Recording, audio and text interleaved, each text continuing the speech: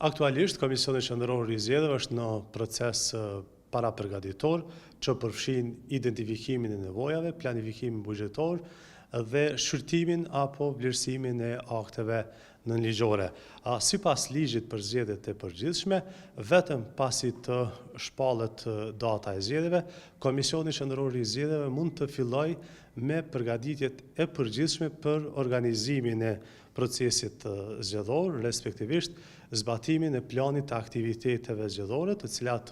ndërlidhen kryesisht me votuesit dhe subjektet politike. Siç e dini, ligji për zgjedhjet lokale nuk është nënshtruar procesit të reformës zgjedhore ashtu siç ka ndodhur me ligjin për zgjedhjet e përgjithshme, prandaj disa çështje që janë të përcaktuara në këtë ligj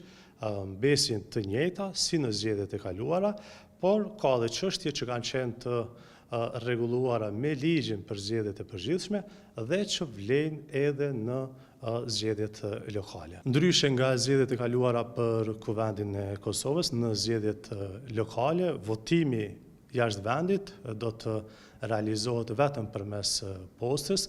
pasi në ligjin për zgjedhjet e përgjithshme specifikohet se votimi në përfaqësi diplomatike nuk aplikohet në këto lloj zgjedhjesh.